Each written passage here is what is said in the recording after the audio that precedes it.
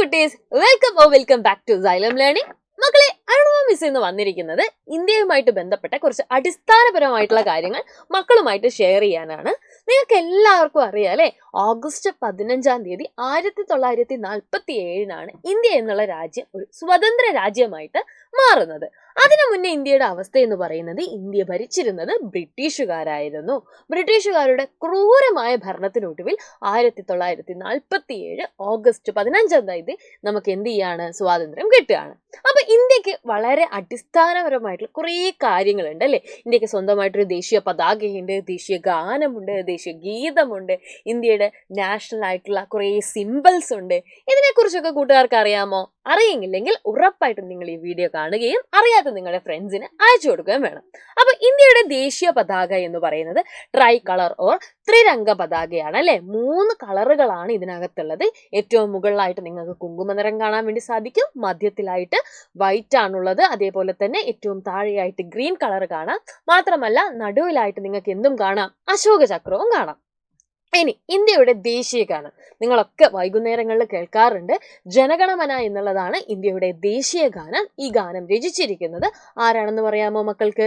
നമ്മുടെ രവീന്ദ്രനാഥ ടാഗോറാണ് ഇത് എഴുതിയിരിക്കുന്നത്. ഇന്ത്യയുടെ ആദ്യത്തെ നോബൽ പുരസ്കാര ജേതാവ് കൂടിയാണ് നമ്മുടെ രവീന്ദ്രനാഥ ടാഗോർ എന്ന് പറയുന്നത്. സാഹിത്യത്തിനുള്ള നോബൽ പുരസ്കാരം ഇദ്ദേഹത്തിന് ലഭിച്ചിട്ടുണ്ട്. ദേശീയ ഗാനം പഠിക്കുമ്പോൾ തന്നെ നിങ്ങൾ അറിഞ്ഞിരിക്കേണ്ട കുറച്ച് കാര്യങ്ങൾ കൂടിയുണ്ട്. ദേശീയ ഗീതം, ഇന്ത്യക്കൊരു ദേശീയ ഗീതമുണ്ട്. വന്ദേ മാതരം എന്ന് തുടങ്ങുന്നതാണ് നമ്മുടെ ദേശീയ ഗീതം. ഇത് എഴുതിയിരിക്കുന്നത് ബങ്കിം ചന്ദ്ര ചാറ്റർജി എന്ന് പറയുന്ന വ്യക്തിയാണ്. ഇനി നമ്മൾ പഠിക്കാൻ വേണ്ടി പോകുന്നത് ഇന്ത്യയുടെ നാഷണൽ ആനിമൽ ആണ്. ബംഗാൾ ടൈഗർ ആണ് ഇന്ത്യയുടെ നാഷണൽ ആനിമൽ എന്ന് പറയുന്നത്, ദേശീയ മൃഗം എന്ന് പറയുന്നത്. അങ്ങനെയാണെങ്കിൽ ഇന്ത്യയുടെ ദേശീയ കായിക വിനോദം ചോദിക്കാറുണ്ട്. ഫീൽഡ് ഹോക്കിയാണ് ദേശീയ കായിക വിനോദം.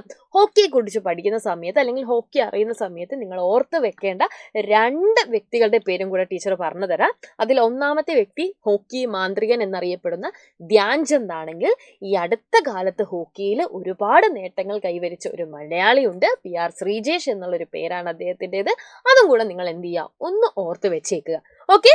ഇനി ഇന്ത്യയുടെ നാഷണൽ ഫ്ലവർ എന്ന് പറയുമ്പോൾ ലോട്ടസ് ആണ്. ഏതാണ്? താമരയാണ്. അപ്പൊ നാഷണൽ ആയിട്ടുള്ള കാര്യങ്ങളാണ് ടീച്ചർ ഇപ്പൊ പറയുന്നത്.